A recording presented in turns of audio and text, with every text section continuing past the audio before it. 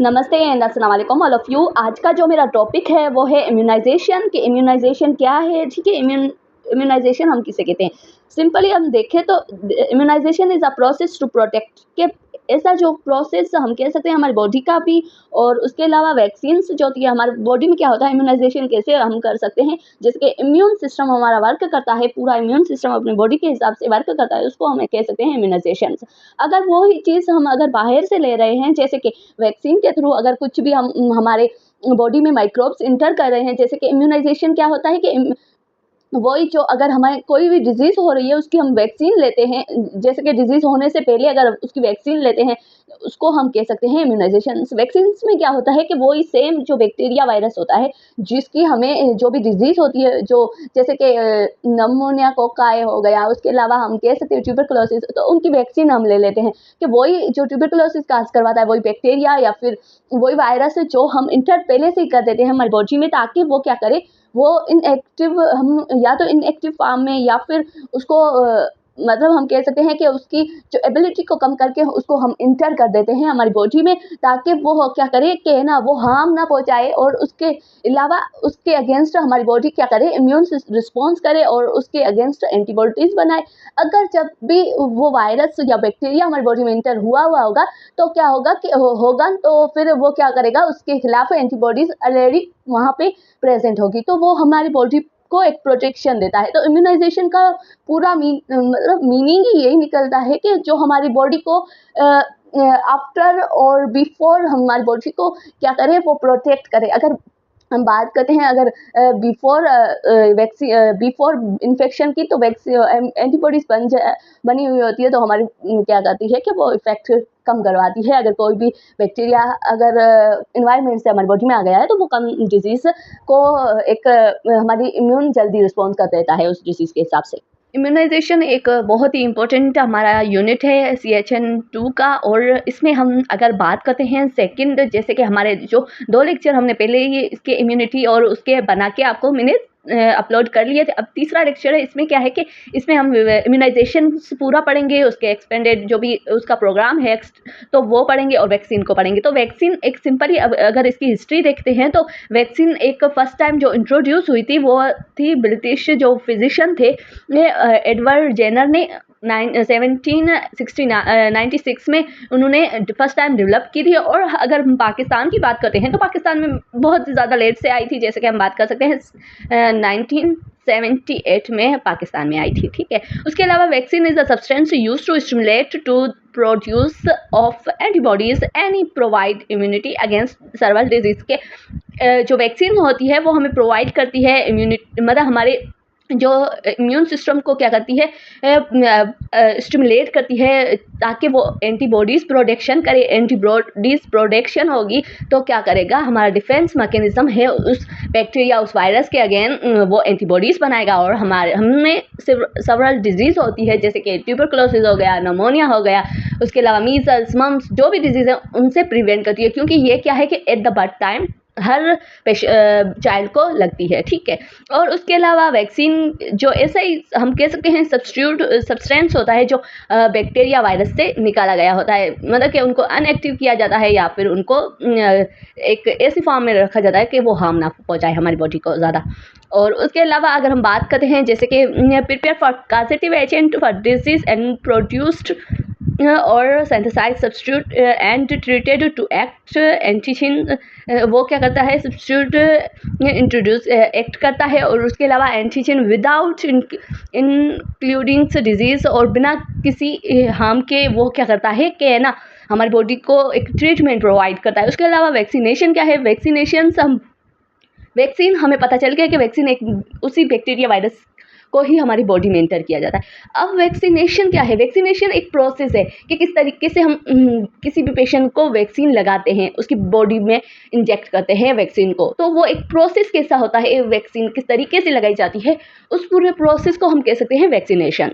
उसके अलावा बात करते हैं कि कौन से इसके वैक्सीन के टाइप होते हैं, तो सबसे पहले लिव एटेंट्यूट वैक्सीन से, जैसे कि कोई भी बैक्टीरिया हो जिसमें वो लिव हो, मीन्स के वो अपनी थोड़ी बहुत एक्टिविटी कर रहा हो पर वो ज़्यादा एक्टिव ना हो। ठीक है, उसके अलावा किल्ड अनएक्टिवेटेड मीन्स के किल्ड हो, अनएक्टिवेटेड हो, बस वो उसका जैसे कि मरा हुआ ही हो, और उसके अलावा उसकी जो भी मेन चीज़ें होती हैं वो उसकी एक्टिव होती है।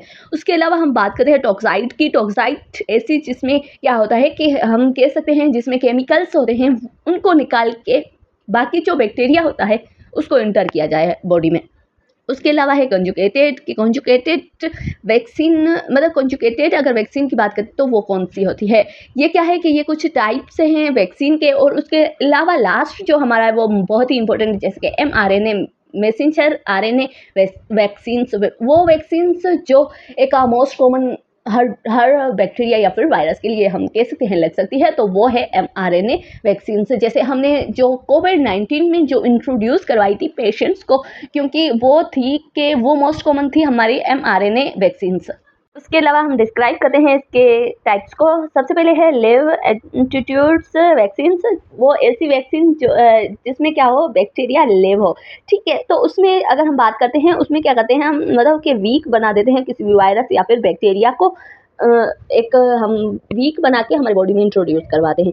तो वो वैक्सीन्स जिसमें वायरस बैक्टीरिया क्या हो, वीक हो, वो वैक्सीन्स हम किस डिजीज़ में यूज़ करते हैं, वो किस डिजीज़ के लिए हम यूज़ करते हैं। फर्स्ट में मीजल्स आ गया, जैसे मम्स आ गया और रुबेला आ गया, MMR। और उसके अलावा हम बात कर सकते हैं चिकन पॉक्स की, ये भी एक एग्जाम्पल है जो हमारी लिव एंटीट्यूड जो वैक्सीन है उसका। इसके अलावा हम बात करते हैं किल्ड इनएक्टिव वैक्सीन कौन सी होती है, वो किस डिजीज़ में यूज़ होती है। तो किल्ड इनएक्टिव वैक्सीन वो वैक्सीन जिसमें क्या करते हैं हम बैक्टीरिया वायरस के स्मॉल पीसेस और उसके अलावा उसके प्रोटीन को जो मेड वैक्सीन आर मेड, वो वैक्सीन्स जो बनी हुई होती है वो प्रोटीन से। अगर हमें पता है कि इस डिजीज़ का जो भी बैक्टीरिया वायरस है उसका सिर्फ हम प्रोटीन लेते हैं और स्मॉल पीसेस में वो बैक्टीरिया वायरस लेते हैं और फिर वो क्या करते हैं हमारी बॉडी में इंट्रोड्यूस करवाते हैं, तो उसके अगेंस्ट क्या होती है कि एंटीबॉडीज़ बन जाती है और वो क्या करवाती है, वो हमारे डिफेंस मैकेनिज्म से एंटीबॉडीज़ बनाती है और एक्टिव करती है। जब भी वो अगर प्रोटीन सेम या फिर बैक्टीरिया वायरस के पीसेस आ गए तो वो उनको किल करती है। उसके अलावा वो उसका एग्जाम्पल हम बात करते हैं तो वो है वैक्सीन कफ, जो क्या है पेट्रोसिस जो डिजीज़ है मोस्ट कॉमन, उसमें हम लगाते हैं किल्ड वैक्सीन। उसके अलावा हम बात करते हैं टॉक्साइड जो वैक्सीन है उसकी, तो toxoid vaccine contain a toxic chemical made by the bacteria और वायरसेस।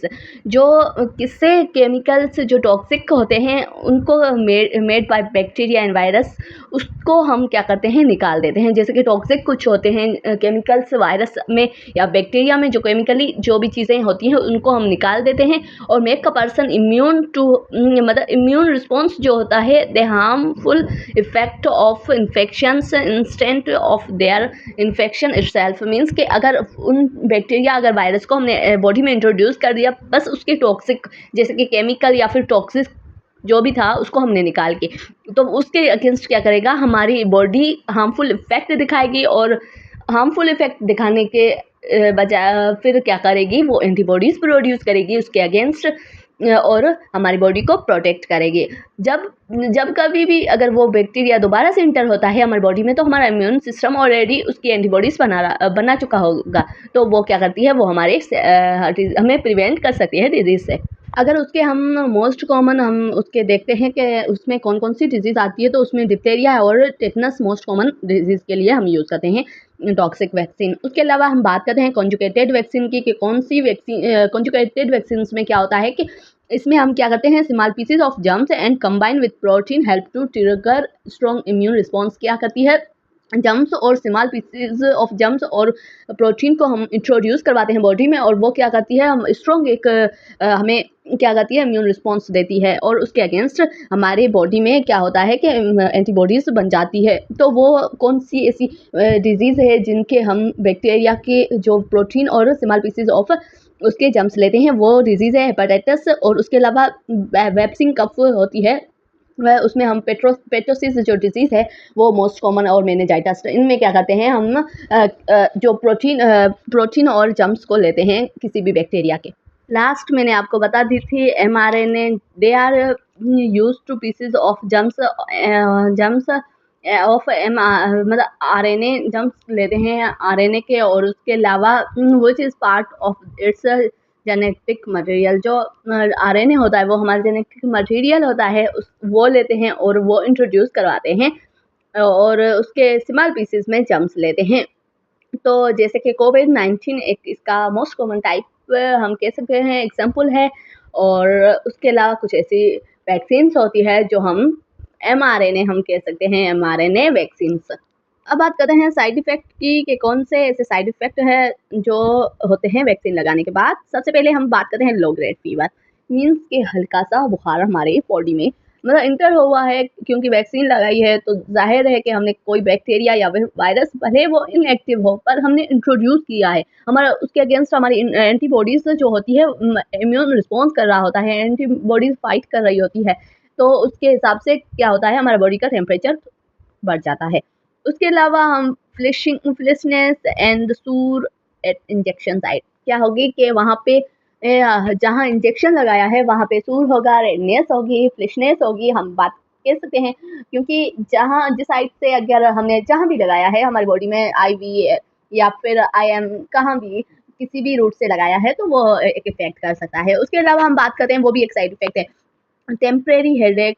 कभी-कभी क्या होता है कुछ वैक्सीन्स ऐसी होती हैं मोस्ट कॉमन जो थोड़ा टेम्परेरी कुछ टाइम के लिए हेडेक कराती है। उसके अलावा हम बात करते हैं फटीग की, जैसे कि थकावट होना, उसके अलावा एपेटाइट लॉस ऑफ एपेटाइट, भूख ना लगना, और उसके अलावा रेयरली चिल्ड्रेन मीन्स के चिल्ड्रेन में बहुत ही रेयर बट क्या होता है कि रैशेस बन जाते हैं, पूरी बॉडी में एलर्जेटिक रिएक्शन हो जाता है। कम है कुछ वैक्सीन में होता है एलर्जेटिक रिएक्शन, पर हम कह सकते हैं कि ये भी एक साइड इफेक्ट है इसका। तो उसके अलावा बात करते हैं कंट्राइंडिकेशंस जिनमें हम वैक्सीन नहीं यूज़ कर सकते, वो है अगर सीवियर अगर एलर्जेटिक रिएक्शन हो रहा है एनाफिलेक्स हमारी बॉडी में तो हम वैक्सीन नहीं यूज़ कर सकते। उसके अलावा हम कह सकते हैं इम्यून सप्रेशन है तो भी हम वैक्सीन नहीं यूज़ कर सकते, ये उसके कंट्राइंडिकेशन है, ठीक है, क्योंकि अगर हम यूज़ करेंगे तो अलग ही रिएक्शन आएगा। तो थैंक यू सो मच। आज का वीडियो इतना ही जिसमें हमने वैक्सीन, टाइप्स ऑफ वैक्सीन और